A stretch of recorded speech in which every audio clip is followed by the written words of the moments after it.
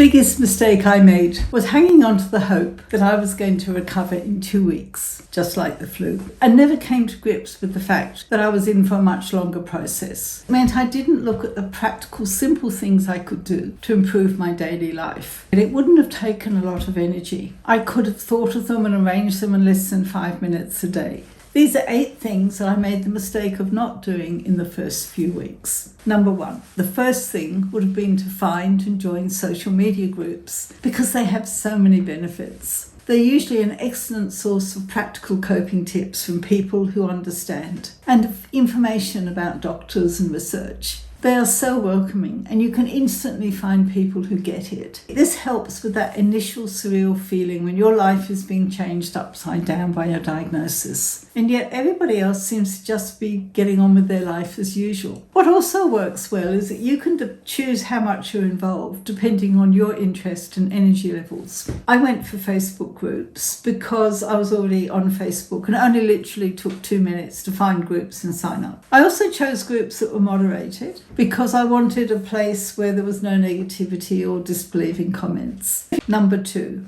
I still can't believe I didn't do this from the start, and that is to get a really comfortable armchair that had good support so I could just lean back and relax. I could have got one delivered from IKEA or Facebook Marketplace or asked around friends and see who was throwing out something. And at that stage, comfort was more important than appearance. And because I was spending a lot of time in bed at this time, a bed rest or a bed pillow also would have helped make things a little bit more comfortable. And because I live in a climate where it's really quite comfortable to be outside all year, I eventually also bought myself a sun lounge or a sun recliner for the garden, which I use a lot. Number 3, and it's to find interesting, easy, minimal cooking food. I did have a couple of recipes that didn't require a lot of energy, and I really existed on variations of those for months. And yes, it didn't take a lot of energy, and yes, they were healthy and nutritious, but they were so boring. Spending maybe 5 to 10 minutes a week for recipes I could have made and texting my friends for ideas would have given me something to look forward to.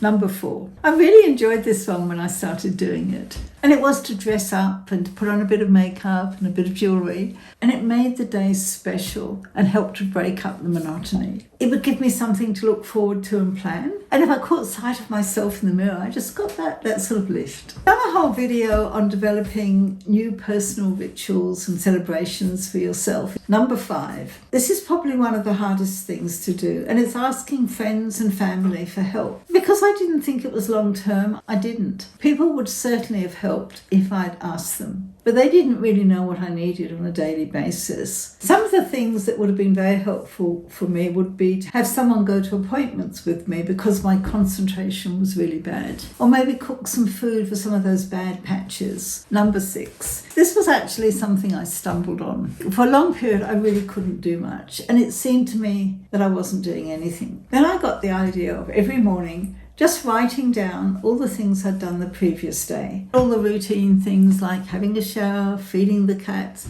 and all the little things like responding to a text. And suddenly I was focusing on what I could do and what I'd done each day. And it changed how I viewed myself and my life. Number 7, this is arranging more social contact. The difficulty was I couldn't really see people. On the other hand, I'm human and I really need social contact. I could easily have sent one group text round to everybody, explaining my situation and asking them to ring me for 15 minutes once a week or once every 2 weeks. Not everybody would have responded, but many would, particularly because it was a clear, simple request. Number 8. Another simple thing would have been to join and explore different streaming services. They're actually not that expensive, and they would have been really good value because I would have been using them every day. And also taking the time to look for special TV programs, podcasts, radio programs. And then there was one thing I got right completely by chance. 2 weeks before I got sick, I got a rescue cat from Yuendimu, which is on the